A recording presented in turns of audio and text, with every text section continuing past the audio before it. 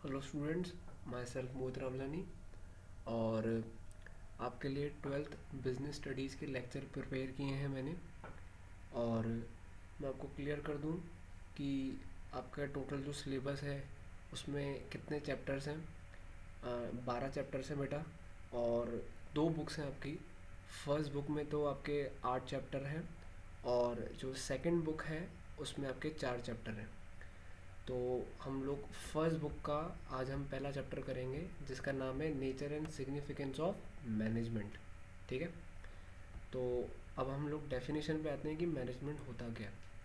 अब ये वर्ड तो हम लोगों ने ना बचपन से सुना है, मैनेजमेंट मैनेजमेंट। कई सारे लोग हमको बोलते हैं कि आपके अंदर मैनेजमेंट नहीं है, बोलते हैं। और सच्ची भी बात है, अगर मैनेजमेंट होता तो हम लोग कितनी तरक्की कर चुके होते। जिसकी लाइफ मैनेज है, या जो अपनी लाइफ को पूरी प्रॉपर तरीके से मैनेज कर चुका है, तो आप उसकी लाइफ को ऑब्जर्व करना कैसी होती है। ठीक है। तो सर अब आ जाओ, अब ज़्यादा घुमाओ नहीं बात पे, अब सीधा पॉइंट पे आते हैं। देखो बेटा, एक कंपनी होती है, उसमें डायरेक्टर्स भी होते हैं, उसमें एम्प्लॉयज़ भी होते हैं। क्यों होते हैं?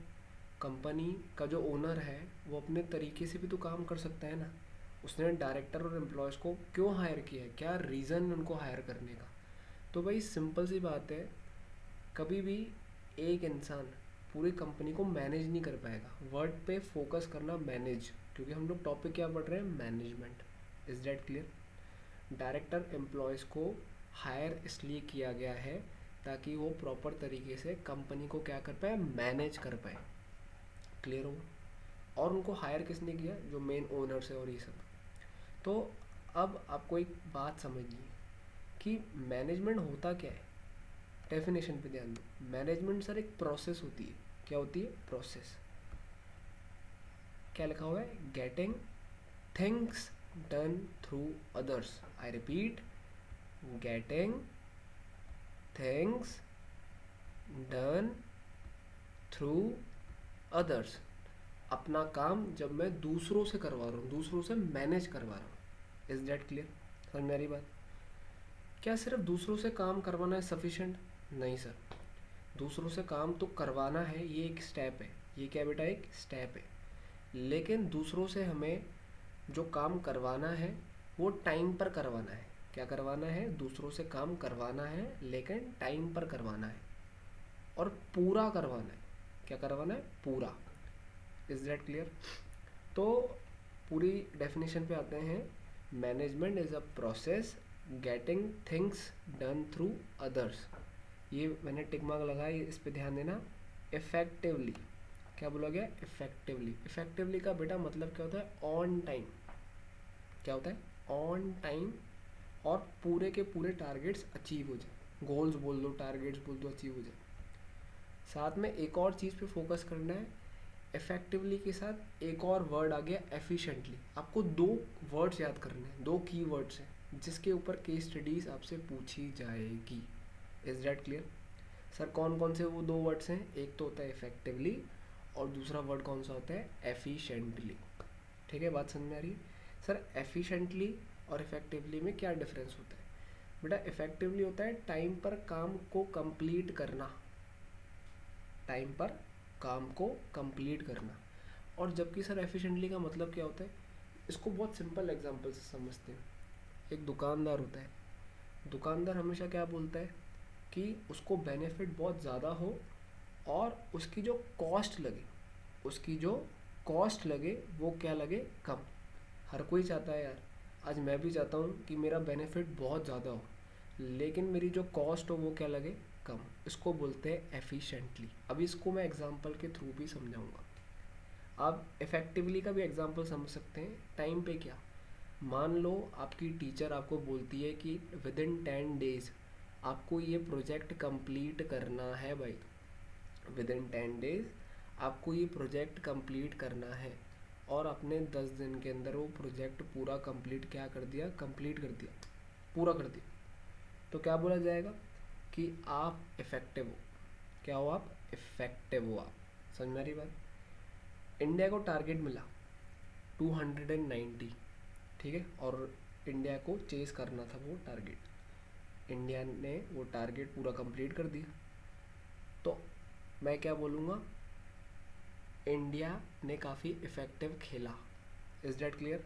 सिर्फ इफ़ेक्टिव का मतलब तो टाइम वाला तो होता ही है, जो मैंने आपको पॉइंट बताया कि टाइम पर कोई काम कंप्लीट करना, साथ में टारगेट्स को भी पूरा फुलफिल करना, उसको भी क्या बोलेंगे? इफ़ेक्टिव। और सर एफिशिएंटी का मतलब क्या बताया? Maximum benefit with minimum cost. अब आपको डेफिनेशन क्लियर होगी। Management is a process getting things done through others effectively plus efficiently. ये मैंने मैथमेटिकल इक्वेशन के बेसिस पर पूरी डेफिनेशन को सेट किया है। Is that clear? अब एग्जाम्पल पे आते हैं। देखो, एक कंपनी है, उस कंपनी का नाम है सूरज लिमिटेड। क्या नाम है बेटा?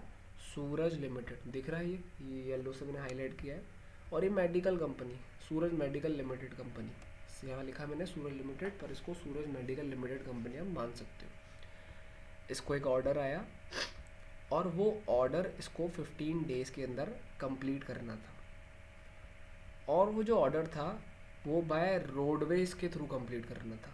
समझ में आ रही केस स्टडी? ये एक तरीके से केस स्टडी है, अच्छी तरीके से समझो इसको कि सर सूरज लिमिटेड कंपनी है मेडिकल की, इसको ऑर्डर आया, वो ऑर्डर इसको 15 दिन के अंदर कंप्लीट करना था सर। और किससे कंप्लीट करना था सर? सर बाय रोडवेज से कंप्लीट करना था।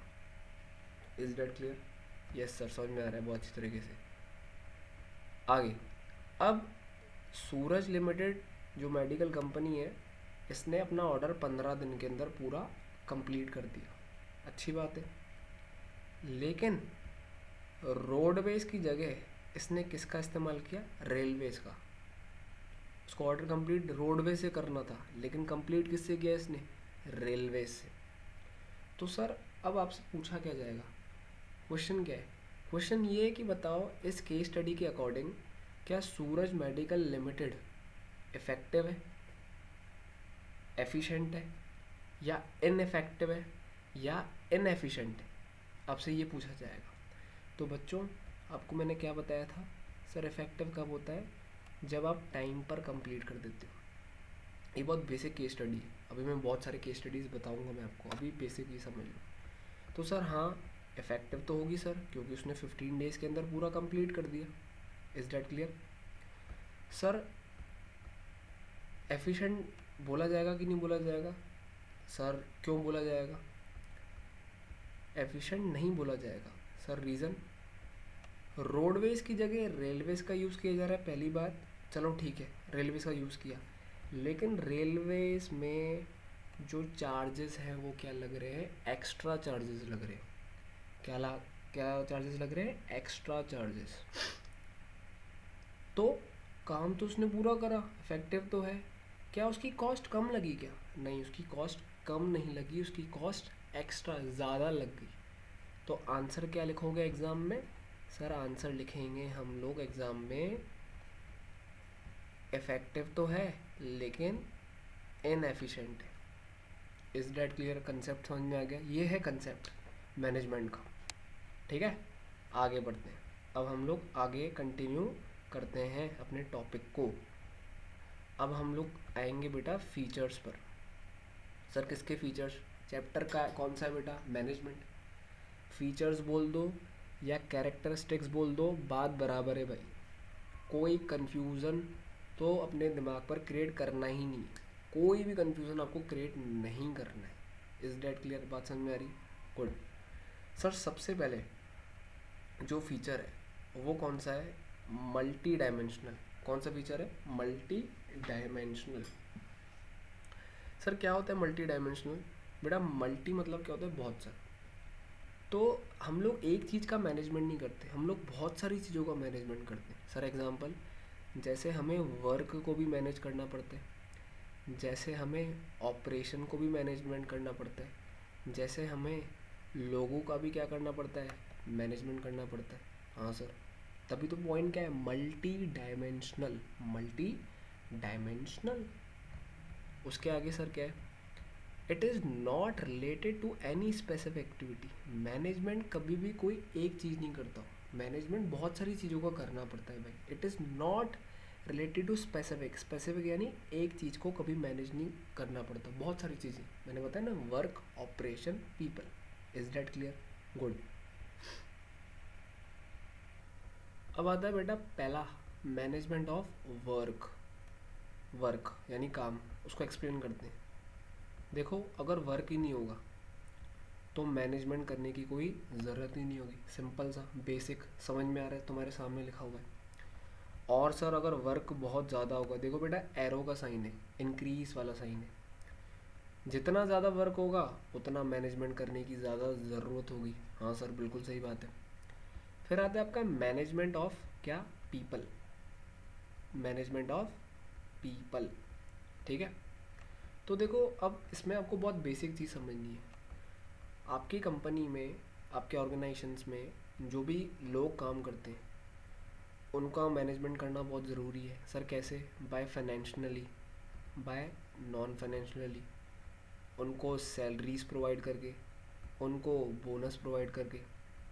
जो भी वर्कर्स तुम्हारी फैक्ट्री में काम करते हैं आपको ये ध्यान देना पड़ेगा कि वो सेफ़ है कि नहीं है, क्योंकि अगर वो सेफ़ ही नहीं होंगे तो आपके लिए प्रॉब्लम क्रिएट होगी भाई, है ना। कल को कुछ भी उनको हो जाता है तो सारा का सारा बर्डन आपके ऊपर आएगा। तो आपको मैनेज करना पड़ेगा भाई अच्छी तरीके से, है ना।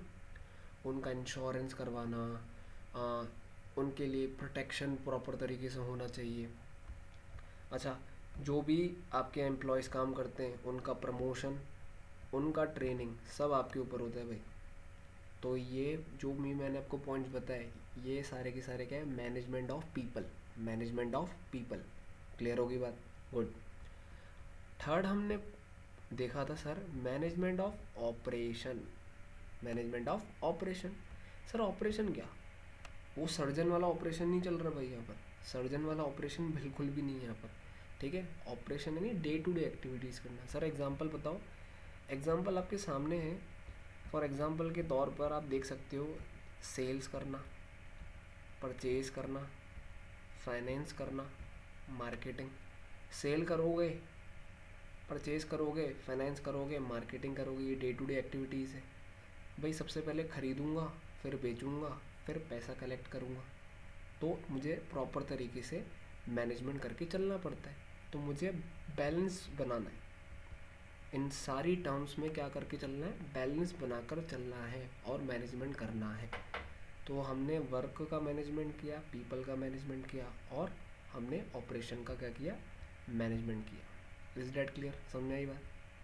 आगे है मैनेजमेंट का सेकंड फीचर, वो है इनटेंजिबल फोर्स। देखो इनटेंजिबल का मतलब क्या होता है, which can not be seen, which can not be touch, but can be feel and experience. Sir ऐसे कैसे? अब एक बात बताओ, किसी कंपनी में मैनेजमेंट बहुत ज़्यादा अच्छा होता है कि नहीं होता है ना। जब कोई कंपनी बहुत अच्छा आगे प्रोग्रेस कर रही है, ठीक है, और उसका नाम बहुत ज़्यादा स्प्रेड होता जा रहा है, तो मैनेजमेंट कोई इंसान है क्या भाई? नहीं। पता कैसे पड़ता है? हम लोग देखेंगे, हम लोग ऑब्जर्व करेंगे कि यार सामने वाली कंपनी का मैनेजमेंट बहुत अच्छा है, हम लोग एक्सपीरियंस कर रहे हैं यार, समझ में आ रही बात, फील कर रहे हैं।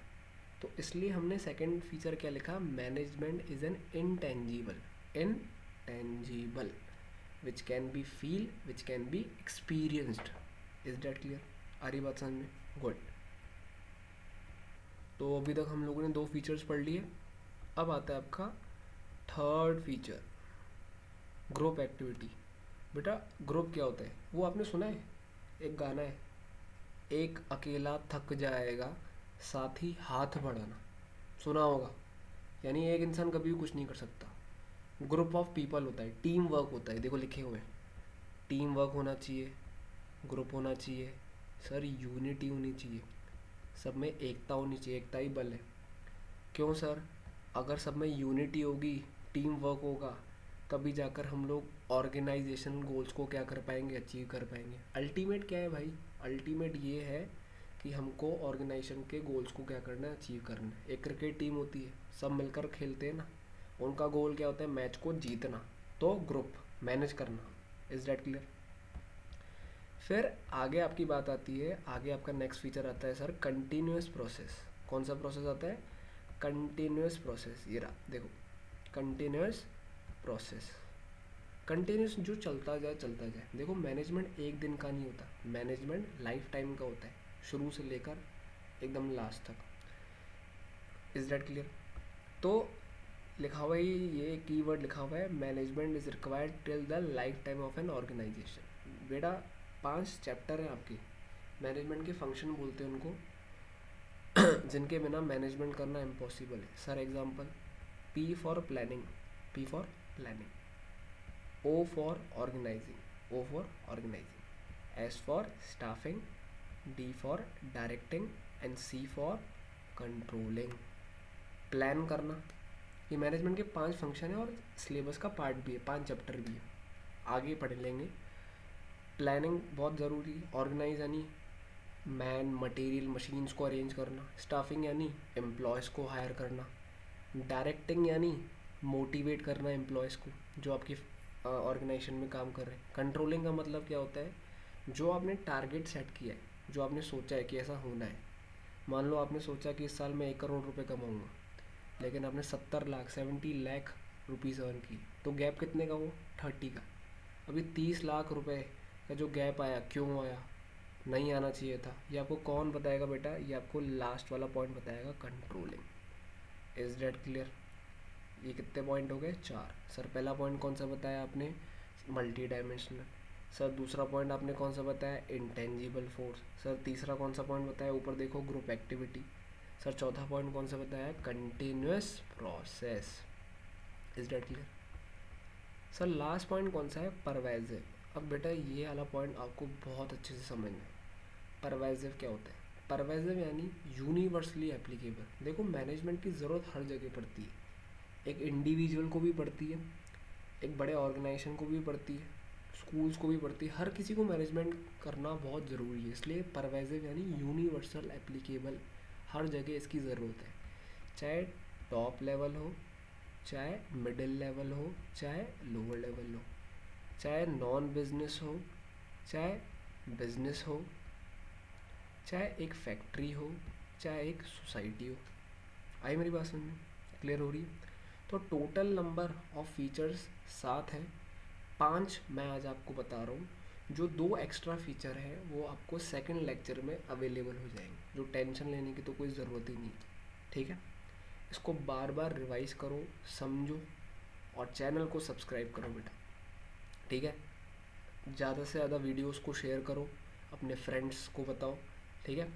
और कंटिन्यूसली आपको लेक्चर्स देखते जाने, जितना आप कंटिन्यूसली स्टार्टिंग से, जो भी ये पहला लेक्चर है उसको प्रॉपर तरीके से समझोगे, तब जाकर आपको सेकंड और थर्ड लेक्चर क्या होगा, क्लियर होगा, ठीक है? तो फर्स्ट लेक्चर यहाँ तक है, बाकी हम लोग जो बाद का टॉपिक है वो सेकंड लेक्चर में डिस्कस करेंगे। समझ में ये बात मेरी अच्छी तरीके से? गुड।